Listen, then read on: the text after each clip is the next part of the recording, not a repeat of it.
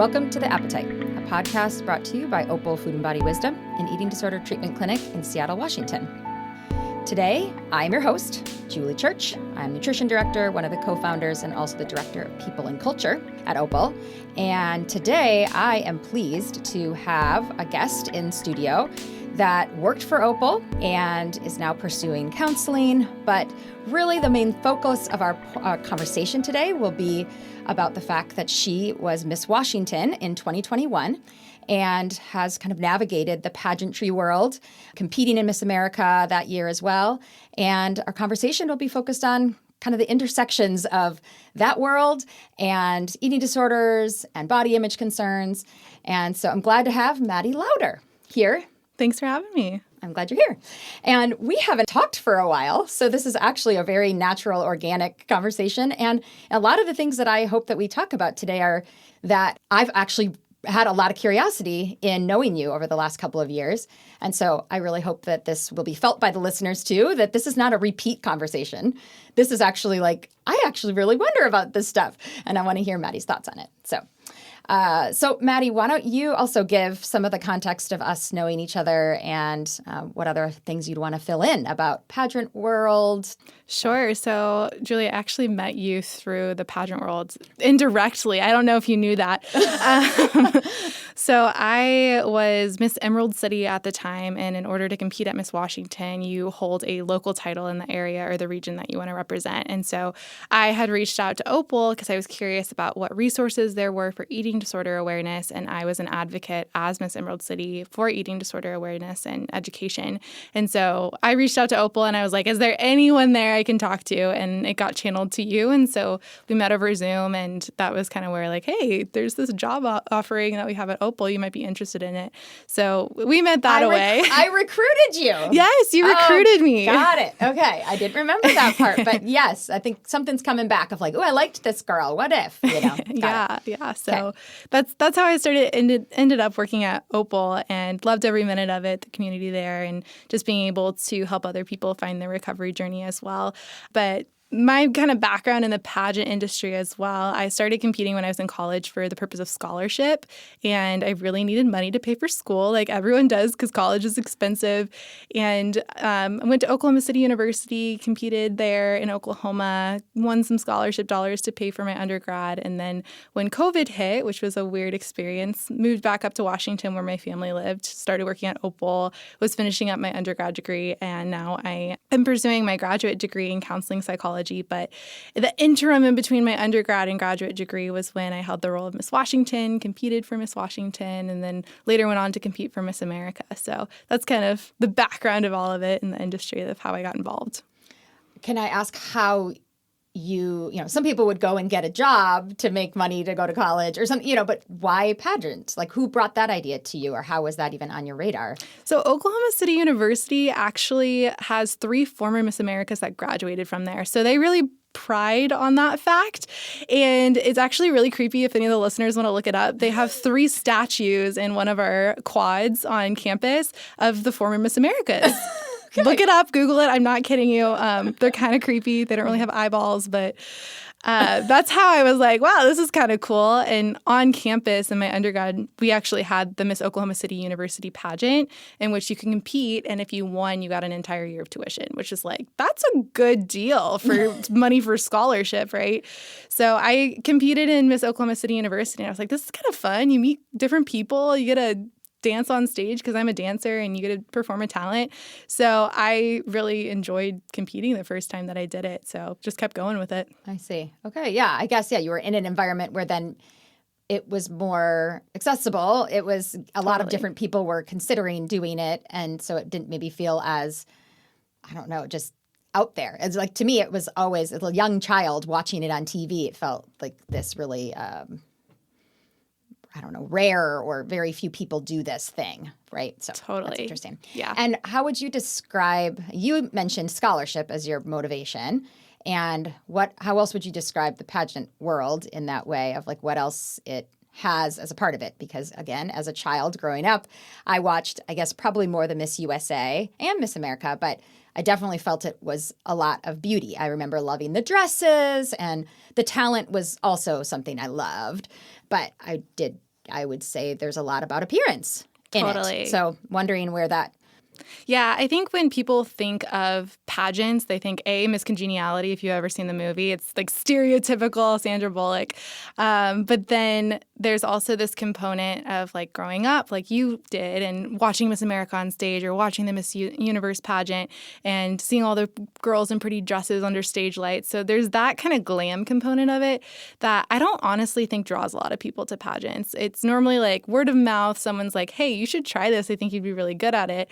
And as you get into it, you learn more like, hey, I can pay for school. Like I've earned actually $35,000 in scholarship for school, which is a lot of money. And I also learned just a lot about public speaking and how to interview for a job well and how to feel confident in the interview room. So there's other components that I think is honestly just professional development that you gain by being surrounded by other women. And for a long time, I mean, women of this world struggled to even have a voice. So the Miss America organization really empowered them to do that. And I think it also helps just improve my confidence overall as well. Totally. And when you started then in early college in this world, kind of what was your view or what view did you have about food and body image, eating disorders? What awareness did you have about that? And how did being a part of that community influence your mental health or physical health? Totally. I feel like being in pageants was healing, but also kind of detrimental in a sense to my physical health and my eating disorder. So back in college, when I was probably like entering college, freshman year of college, I was part of their dance program, and very toxic environment for those with eating disorders. They actually required their dancers to step on a scale and be weighed. Oh, boy. So not a good environment conducive to being in a healthy dance environment at all. Yeah. So just eating disorders, body image issues all over the place at this university. It's no longer like that. They switched directors, so good for them. But beside the point, I was spiraling into an eating disorder, and being in the pageant industry didn't necessarily help that. It kind of perpetuated that because you're also around girls who are competing in a swimsuit portion of the competition. Right. I forgot about the swimsuit part. Actually, I was thinking pretty dresses, but I didn't. I forgot about that. That's right. Wow. Wait, so that was part of... Yeah. Because I feel like Miss Washington there wasn't. Right. So, So the Miss America organization, which is the organization I competed in, actually right after I competed in 2018, I believe, is when they got rid of the swimsuit portion of competition. So that's when it started actually allowing me to heal in my body and allow my body to be whatever size it needed to be in order to carry out the good works of being a public servant with a title and being in the pageant world. So I think being in the pageant industry that first year when swimsuit was present, it really just perpetuated the issue and perpetuated my eating disorder. But when they got rid of the swimsuit portion and said, hey, we want to be more inclusive of all women, and all women are different shapes and sizes. So that really helped allow my body to heal, allow me to give space and time to go seek out a therapist and a dietitian and get an outpatient team going so that I could heal from my eating disorder. Got it. That's great. Thanks for sharing that. Yeah, I'm sure there's lots more you could share about that in terms of that recovery journey and how so many of the things that were also empowering and like building you up through an organization like this and maybe mentors and other people around that were positive, and how you balanced that with some of the negative. And I'm sure some of the, like you said, toxic for sure. Is there any example or story that you would want to share that would give a little bit of another insight into that season of your life? Well, let's see. When I remember when I walked on stage, and this was when the swimsuit competition was still in existence. My parents had come out to Oklahoma to watch the Miss Oklahoma pageant, and there's a visitation after every single night of competition. So you get to visit with your family, take photos. They get to say, I'm so proud of you, all of those things. And I remember my dad hugging me, and he didn't tell me this until the following year when there wasn't swimsuit, and my body was actually healing and being at a size that it needed to be at. And he was crying when he told me this the second year I competed, saying, the first time I hugged you, you didn't feel like Maddie. This year, you feel like Maddie again. You're yourself, not only body shape and size, but also like you're yourself because you're glowing from within, of just having that energy again and having this passion for life again and wanting to share what you've learned about your own recovery journey. So I think that was kind of the switch, and it made me realize how much it was detrimental to me during that time, and growing out of that and being able to heal in that way has been really helpful in the trajectory of my life too. Lovely. So lovely that he would share that and Yeah. be honest in those ways, and you could receive it and help, have that voice and support. So it sounds like you were having awareness of the good and the bad, right? Being a part of these organizations and these pageants. Any ways that you saw there be influence, or you've used the word advocacy, and I know that the platform of eating disorder awareness and body image was something you cared about throughout your work. I guess, how did you do that even within the structure of the pageant world, that you were a voice that maybe was different or countercultural? Yeah. I've had a lot of conversations with a lot of the girls who were competing about, I just don't feel good in my body. I don't feel like I look how I'm supposed to look on stage, and kind of this culture of I should look a certain way to be Miss Washington or to be Miss America or whoever the title is, right? And eventually I started being like, you know what? If I don't feel this way anymore, that I have to look a certain way in order to do this job. And I started writing down the reasons why I wanted to be Miss Washington or why I wanted to be Miss America. And these were things like wanting to serve my community, or wanting to be able to inspire young girls to grow up to do whatever they want to do, or being able to spread a message of body acceptance. And so this long list came out, and I look at it and I'm like, nothing on this list has anything to do with how I look. And so I started sharing that with other girls in the organization too. And honestly, like, I've seen a shift in Washington of how we view our girls who are competing on stage, and how they view themselves. And that is just so empowering in itself. But I think when you look at the volunteers or the other adults or mentors in this organization, a lot of them grew up in this culture where like swimsuit was a thing, and they would go to extreme lengths to make sure their body looked a certain way, and their mental health wasn't great, but they just shoved that all down because that's just how the culture was. So really trying to change their mindset has been a challenge. But again, those conversations is really where it starts, of like, why do we think the way we think? Would you ever actually want to be treated that way if you had control of how you were treated? So really just kind of setting those boundaries in place, asking the directors and mentors, the role models in these girls' lives, to really open up the conversation of like, hey, do you have issues with your body image? Are you struggling in this way? How can I support you? What are ways that we can maybe veer away from those conversations that are not helpful or not intuitive to a healthy body image or a healthy mindset? So I've seen a shift in the culture in Washington, and my hope was to be Miss America and like see the shift happen in the entire United States. But I think just in this movement that we're seeing in culture in general of having more body acceptance and body neutrality on the interwebs and on social media, you're starting to see that shift in environments like the pageant industry, which is really cool. That's awesome. And the ability to kind of do that organically in that community was probably just even more emboldened to have your platform kind of in the schools, right? I mean, you did a lot of things there also to do the advocacy work around eating disorder prevention. Is that what you would say? Or body image? Or what would you say was your advocacy work outside of the community of Miss Washington? Yeah, so I offered to speak to schools about a variety of topics, and a lot of them actually took me up on my offer to talk about eating disorders and just, hey, here's a knowledge of what an eating disorder is and the symptoms that you can look for in your friends. And a lot of health classes took me up on that offer, because health teachers, they're like, yeah, there's this thing called an eating disorder, but I don't know the extent of all of these things. So part of my job right now, too, is going into our health classes at the high school I work at and talking about eating disorders and body image and what culture says about bodies. And the amount of messages that I've gotten from students of like, why don't we ever talk about this? And now we do, and this is so good, and we should have been talking about this since like the 6th grade. So yeah, the ability to go into the classrooms and even talk to kindergartners about like accepting ourselves for who we are, and we're different than the person next to us, and it's okay to be different and look different and act different and like different things. And so these messages that we can start teaching kids at a very young age, I realized are so important, especially in the role as Miss Washington, when you have a crown on your head and everything's sparkly and pretty and you're teaching these kids, like, it's okay to not wear the crown and it's okay to just be yourself too. Mm-hmm. Mm-hmm. Wait, do you wear the crown when you're in the schools? I normally I wouldn't wear the crown when I was in the school. Okay. I would wear the banner just so that it was like a giant name tag. Yeah. But I would hold the crown, and at the end of the session that I was teaching or the assembly, I'd offer if anyone wanted to put the crown on. Okay. So there'd be like a line wrapped around the gymnasium, and they would all take a picture on their cell phone or their Chromebook. Got it. Yeah. Cool. Just had to get that question in.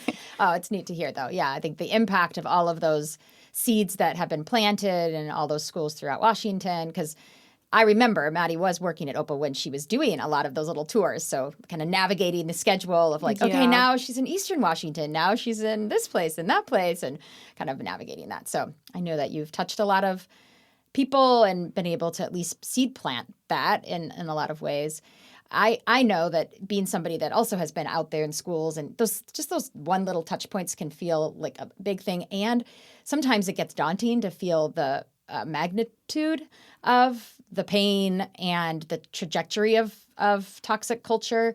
And I wonder if you had the magic wand, or there was something that you would change about the beauty industry or about maybe healthcare or something. Is there what would you think is like the do you have a magic? That's a big question. I know, but maybe you seem like a dreamer. I don't know. So I'm like, whoa, what would be Maddie's? I don't know. I feel like it'd be something along the lines of representation and inclusion, because if you don't see anyone in the position that you want to have that looks like you, then it's really hard to envision yourself in that place. So I think that would be the biggest thing. Like, we're always trying to diversify and be more inclusive in the pageant world. And I think that goes for any workspace. If you don't see someone representing who you are and the culture that you belong to, it's really hard to place yourself in that position. Mm-hmm. So if I could change anything about the pageant world, the workforce, just the world in general, that would be so healing for everyone and their past traumas. It would just be like, hey, let's have more people in those places where they don't think they belong. Yeah. That's great. Yeah. And if it would be sort of the snap of the finger magic wand thing, then it would rewrite history in that way too, right? It would allow for so many different people to feel like they could pursue that or be a part of that and belong. Yeah. And then that could, really change the trajectory of the lives for so many people. It's lovely. I think the one aspect of this that I feel like we haven't gotten into, and I'm trying to understand what I'm wanting to hear, is so the beauty industry, I think there's so many things that fit into that in my brain, right? Oh, totally. So if it's makeup, fashion, fitness. Okay, yeah, exactly. Yeah, fitness. And then there's something about like the pageant world utilizes all of those aspects to enhance, I don't know, what somebody might be in terms of their appearance. And I understand with Miss Washington and some of the transitions of the organization, there's been some improvement maybe to have it be less appearance focused. But because of the long history of how much the beauty industry has been a part of it, I think that is so daunting, right? It's so big to think about all the money and all the things that are the really strong forces that keep those industries alive and keep fueling them based on our body hatred, right? Mm-hmm. So I don't know what I want to hear from you about that, but I just feel like, wow, you've been in that, and what do you feel about those things? It's like the big extreme of going, I'm not going to buy makeup. I'm not going to use makeup. I don't want to be a part of that. And then it's no, it's okay to enhance, have fun with creative art on our faces or on different parts of our body. It's okay. But then, I don't know. I'm just thinking about it. I mean, I feel like a lot of it has to do, okay, first I'm going to rewind and say that when I was Miss Washington, of course, like the hair, the makeup, all the things. And now I'm just like, put me in pajamas. I don't want a lick of makeup on my face. My hair's in a ponytail half the time. Like I'm just like really not, I'm like burnt out on the beauty industry because it was just my life for a year. And then you find ways to be like, I can still present myself in a professional manner and like brush my hair and brush my teeth and like take care of my body. Right. Okay. And in a way, and not buy into the beauty industry that is kind of telling us that our body needs to be changed. So I think there is a component of that in the pageant industry of like, this dress looks better on you than that dress, or you should probably do your hair this way rather than that way. So I've definitely felt that in the pageant industry, and people have made comments to me about like, hey, maybe you should add highlights to your hair. It would give you more definition or whatnot. Yeah. So there is that aspect of it. And I think it honestly comes down to like, what's your why behind those actions? Like, sure, if you want to wear makeup because you love wearing makeup and you love like doing fun eyeshadow colors and that's your thing, like totally do it. But what's your why behind it? Is it because someone told you when you were 3 years old that you looked a certain way and it was bad and now you're working your entire life to change that? Or is it because like you genuinely love fashion and you love just like trying different outfits and different textures and patterns, or you like being bold with the colors that you wear? So I think it really just comes down to that aspect of it. But it's really hard to separate the two because the pageant world kind of fed off the beauty industry and vice versa for so long, and it still exists. There's still going to be that crossover there. But yeah, the why behind it. Mm-hmm. That's good. Is that stuff that you've brought into the conversations with kids? Because I think of parent listeners that then are navigating their kids as they get advertised to and intrigued by the products that are out there. Yeah, I think to be able to help parents also have the language to be able to help the kids as they think about their why. Yeah, it's interesting now that I'm working in a high school too, and just seeing like the influence that kids have from social media based on appearances. And I'm sure you're experiencing this now with your kids starting to get older too. It's like, wow, there's so much pressure to look a certain way or dress a certain way. And so with parents, when it comes down to, especially if your daughter is getting involved in the pageant industry, just again, like reminding that worth doesn't really come from what you look like. It's, hey, what are the gifts that I have? What are the talents that I have? How am I using that to help other people? And how am I using it to find confidence in myself and my abilities? So teaching that is a really hard, could be lifelong lesson that parents are doing. But just reminding and loving a child for who they are and not what they are is really important. Yeah, yeah.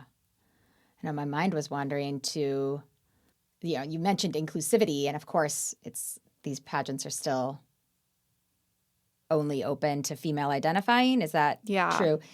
And so I'm curious about what, if any, movement, if there is an interest of having other kinds of competitions out there, or if it's like that is not at all what we want to be doing in the world to enhance that. I mean, I was watching America's Got Talent last night, right? Or there's so many of those kinds of platforms that really do focus on talent. So maybe that's what's filled that gap for the non-female identifying folks in our country. I don't know. I'm trying to understand if there's a thing out there, if there's movements to try to have there be other kinds of pageantry outside. I'm not sure on that front. Okay. And honestly, I think there's been lots of conversations happening around that area too. Yeah, female identifying is where a lot of the organizations lie on their rules and regulations. But I honestly, back to the inclusivity thing, if we're not welcoming all people or all types of people, and it's like babies, we're still in the dark ages, baby steps towards that direction when it comes to pageants. Yeah. So hopefully maybe we'll get to that place one time that it's just people can participate. Yeah. And it's interesting, obviously I can put centering all the negativity towards beauty industry, and we could do a whole thing about sport culture and, performance in that way, and then people's worth getting wrapped up in that, or talent. Oh, America's Got Talent. I love that. And wow, okay, do you have to be that successful at singing to be able to enjoy that? Or can you just be a singer and somebody that sings in the shower and does karaoke with your friends? And can you, what's this? It's just this high achieving. I'm just feeling the maybe daunting, that high achieving pressure, or where does achievement even go? So, yeah. Yeah, and I've definitely felt that. I'm a pretty high achieving person, and growing up in a dance industry where ballet, it's just super strict. And I grew up in that industry. I continued it when I did pageants, and so that high performing, identity focused. Pageantry in a sense could be a sport. and it's just a different type of sport. It's a competition still. Totally. So your worth does get sometimes intertwined with that. Yeah. So taking a step back from that and realizing who you are aside from those things is really a growth moment. Yeah, for sure. For sure. And I could see how it could be fun. It's connecting your friendships, you're growing as a person, you're understanding yourself. I think there's, that's at least I try to keep coming back to with my kids in terms of what they're wanting to do. And there's so much performance focus and still trying to gauge and guide them with fun. And I think at the very beginning of this conversation, when you were intrigued by doing that first pageant, I think you literally said, oh, well, that looks like fun. And so you tried it, right? So I think it's trying to keep that as a fuel in what we might choose for life, too. It's like we don't have to do stuff that's only about the win. Yeah, and I also like the idea of the advocacy work that gave you some sort of platform to go and do meaningful work in the community and be a voice into different things. And I do wonder about that for, your recovery journey. It seemed like that's probably helpful. And where else, I guess, what would you say about that work, like the advocacy work and how that could be also a fuel for our why? I don't know. Yeah. So one thing about the advocacy work is that it was super healing for my recovery because in order to educate yourself, and I know at Opal there are didactic groups that actually teach about like, hey, our nutrition and hey, our body and hey, sports. Like those kinds of things are actually really helpful when you gain that knowledge of like, these are the actual facts. And this isn't what just social media is telling me. So when you are an advocate for something, typically you have to educate yourself on it to educate other people. So by learning about that stuff of like, hey, this is what it means, body acceptance, body neutrality, what do these terms actually mean and how can I teach it to other people? That helped me heal inside. And I'm just a very like knowledge-based information person. So I really liked like learning about all these concepts and things that allowed me to share that knowledge with others. And I was excited to share these things that I learned with other people. So that was really healing for me. And then realizing that like some people who maybe aren't struggling with an eating disorder, but are struggling with body image or are struggling just being in existence in this world that has so many pressure, and they're hearing some of these things, they're like, oh my gosh, this is so validating to know that I'm not the only one that feels this way. And so in a sense, by me helping other people, it also felt like I was helping myself. So for people out there who are in their recovery journey, and I think there's a line of like doing it for yourself and setting boundaries for yourself of how far I can go when I talk to other people or educate other people on it. But also there's the line of like, I want to help create a better world. And I think that's part of the healing journey is creating a better world where we can exist and not feel pain or burdened in our bodies. So part of that healing for me was advocacy, and I did it through pageants, which is kind of like this weird twist around way, but it was part of how I was able to heal. Mm-hmm. Yeah, it gave you the structure that you had to pick something that you cared about. Yeah. And not everybody, not every athlete gets to a point that then they have to pick that, or I don't know, not every kid has a reason for that. So right. I think I think it's awesome that you had that opportunity and then got to get out there and do that. So, but I think it's well said to say you have to learn first. Yeah. Yeah, and that learning can be a part of the recovery journey, and then to be able to teach and help others. It's important to take the time, be patient with the process, right? Not jump in too quickly, too. Right. Yeah. Mm-hmm. Well, is there any other thing that's burning that you were hoping that the Appetite listeners would get to know about pageant world? Or I wonder, too, about the invitations. I always find that you're a person that has things brewing or knows about things that are going on in the community, and I would wonder if there's any invitations that you have out there for anyone that's intrigued by the pageant world or maybe just at eating disorder advocacy broadly. Well, I don't have anything off the top of my brain right now. No. Yeah. Okay. I'm like laying low right now. You're laying low. You're doing your grad school. You're working. Yeah. That's fair. I feel like you've brought us kind of other options and things that we're aware of in the community. So I've always thought your ear was down to the ground on that when you were in the midst of that year, I suppose, as you were wearing the crown around. Yeah. So. Yeah, it's Seafair weekend. You were out in the Seafair parade that year, Yeah, right? lots of Not fun this stuff. year. Not this year. That's good. Cool. Okay, well, thanks for being here and having this conversation. I think it's stuff that people have wondered, right, about the pageant world. So it's good to hear from somebody that's been inside that and also, aware of eating disorders and body image concerns. So thanks for being here. Thanks for having me. Yeah. And if you want to learn anything about Opal and our offerings, please check us out at our Instagram accounts, which are at Opal Food and Body or at opal.movement for a more movement-focused following there, or at our website at opalfoodandbody.com. And thank you to Jack Straw Cultural Center for sound engineering, David Bazzi for editing, and Aaron Davidson for our original music. Until next time.